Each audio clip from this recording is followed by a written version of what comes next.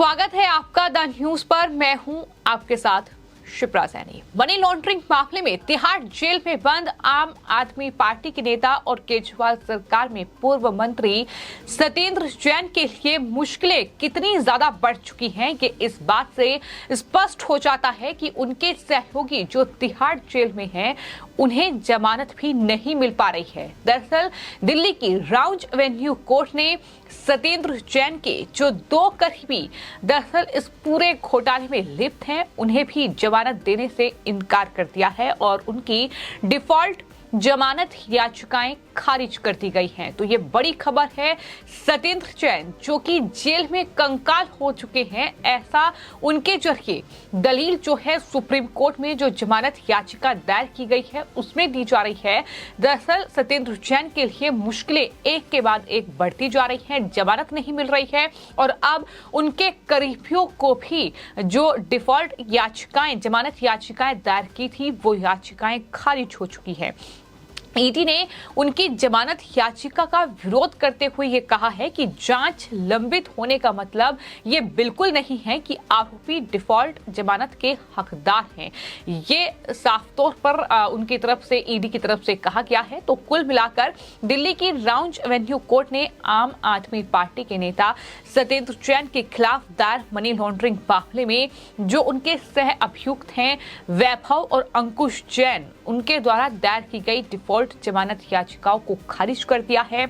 ED ने उनकी जमानत याचिका का विरोध किया और कहा कि जांच पेंडिंग होने का मतलब ये बिल्कुल नहीं है कि आरोपी जो हैं वो डिफॉल्ट जमानत के हकदार हैं। ईडी ने यह भी कहा कि मुकदमे में देरी के लिए आरोपियों की ओर से सुनवाई को कई बार टाला गया। ये तमाम दलीलें दिल्ली की राउज एवेन्यू कोर्ट में जो ये करीबी थे सत्येंद्र जैन के, जिन्होंने डिफॉल्ट याचिकाएं दायर की थी, उनकी डिफॉल्ट याचिकाओं को खारिज कर दिया गया। तो वहीं ईडी ने भी तमाम दलीलें जो हैं वो कोर्ट में रखी और आपको ये बता दें कि जहां तक डिफॉल्ट याचिका जो दायर की गई है जमानत याचिका उसका सवाल है, तो ये जमानत का एक अधिकार है जो पुलिस द्वारा न्यायिक हिरासत में लिए गए किसी व्यक्ति के बारे में एक निर्दिष्ट अवधि के अंदर जांच पूरी करने में विफल होने पर प्राप्त होता है। इसे वैधानिक जमानत के रूप में भी जाना जाता है, यानी एक तरीका है जमानत लेने का।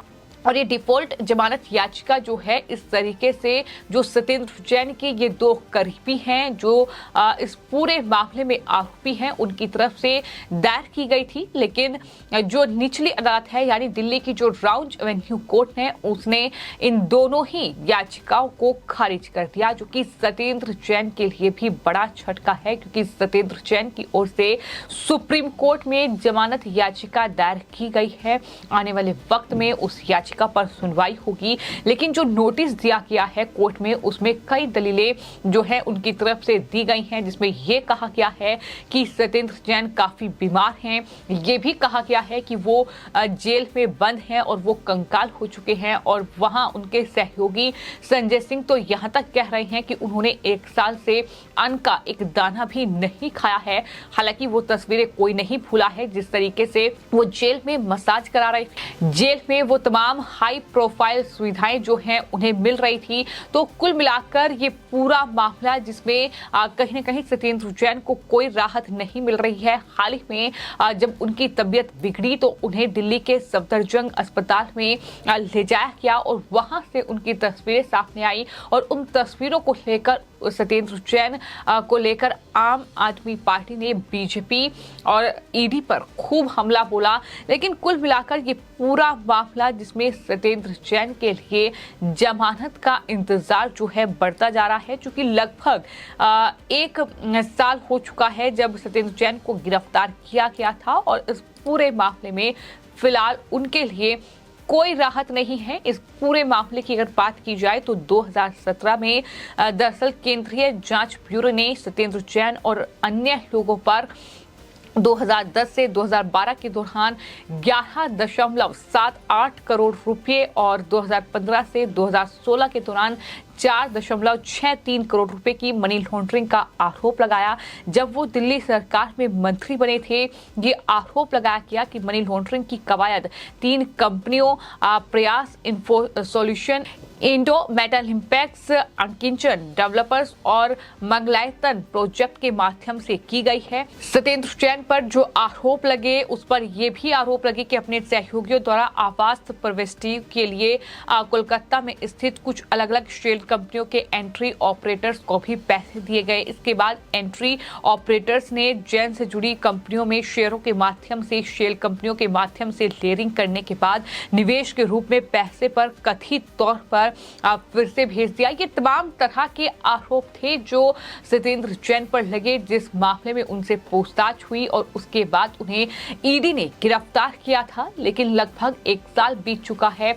सत्येंद्र जैन इस पूरे मामले में दरअसल उन्हें जमानत नहीं मिल रही है। दिल्ली की राउंज एवेन्यू कोर्ट पहले ही जमानत याचिका खारिज कर चुकी है। हाई कोर्ट से भी कोई राहत नहीं मिल रही है। उसके बाद सुप्रीम कोर्ट का दरवाजा खटखटाया गया है और सुप्रीम कोर्ट में तमाम दलीलें दी गई हैं कि आखिर क्यों सत्येंद्र जैन को जमानत मिलनी चाहिए। उनके वकील और वरिष्ठ जो वकील हैं AM सिंघवी, उन्होंने जस्टिस AS बोपन्ना और हेमा कोहली की पीठ को ये बताया कि उनके जो वकील हैं उसको अत्यधिक जो स्वास्थ्य से जुड़ी समस्याएं हैं और उनका वजन जो है वो 35 किलोग्राम कम हो चुका है जब से वो जेल में बंद हैं और वो कंकाल बन गए हैं। ये उनकी तरफ से दलीलें लगातार दी जा रही हैं। वहीं सुप्रीम कोर्ट ने जैन को जमानत देने से इनकार करने वाले दिल्ली हाई कोर्ट के फैसले के खिलाफ उनकी याचिका को तत्काल जो है लिस्टेड करने के लिए अदालत की अवकाश पीठ का रुख करने की स्वतंत्रता भी दी है। आने वाले वक्त में इस पूरे मामले में सुनवाई होगी। लेकिन फिलहाल आपको ये बता दें कि अप्रैल में दरअसल दिल्ली हाई कोर्ट ने ईडी की ओर से जो मनी लॉन्ड्रिंग की जांच उन पर और उनके 2 सहयोगियों पर की जा रही है, उसमें उनकी जमानत याचिका को खारिज कर दिया था और ये कहा था, जस्टिस की ओर से ये कहा गया था कि सत्येंद्र जैन जो हैं एक बेहद प्रभावशाली व्यक्ति हैं। यही नहीं कहा जा सकता कि उन्होंने जो है PMLA के तहत जमानत के लिए दोहरी शर्तों को पूरा किया है। तमाम तरह की बातें जो हैं, दलीलें जो हैं वो कोर्ट में रखी गई थी। लेकिन कुल मिलाकर अगर इस पूरे मामले की बात की जाए तो सवाल तो ये उठता है कि सत्येंद्र जैन के जब सहयोगियों को ही जमानत नहीं मिल रही है, हालांकि तरीके खोजे जा रहे हैं कि किस तरीके से जमानत मिल पाए। फिलहाल जमानत का कोई रास्ता नजर नहीं आ रहा है, क्योंकि ये डिफॉल्ट जमानत याचिकाएं थी जो उनके 2 सहयोगी जो करीबी हैं, जो इस पूरे घोटाले में आरोपी भी हैं, दरअसल उनकी तरफ से दायर की गई थी, लेकिन उन्हें जमानत नहीं मिली है। तो ऐसे में सत्येंद्र जैन को क्या सुप्रीम कोर्ट से उन्हें जमानत मिल पाएगी, ये बड़ा सवाल है। लेकिन फिलहाल सत्येंद्र जैन को लेकर राजधानी दिल्ली में खूब सियासत हो रही है। हाल ही में जो उनकी तस्वीरें सामने आई, उसको लेकर लगातार आम आदमी पार्टी अब बीजेपी पर आरोप लगा रही है।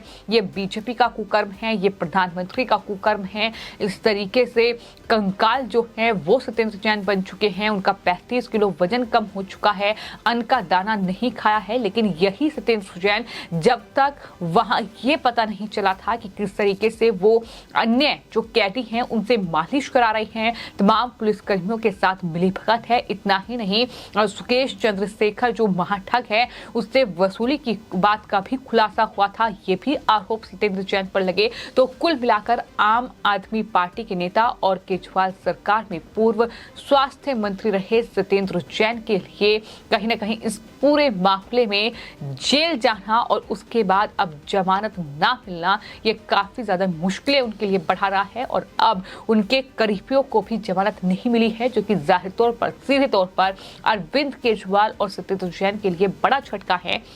क्योंकि कहा यह भी जा रहा है कि सत्येंद्र जैन ही वो शख्स हैं जो कि केजरीवाल सरकार के कई राज जानते हैं। तो ऐसे में जाहिर तौर पर एजेंसी जो है इस पूरे मामले में फिलहाल जांच पड़ताल अभी भी उनकी जारी है।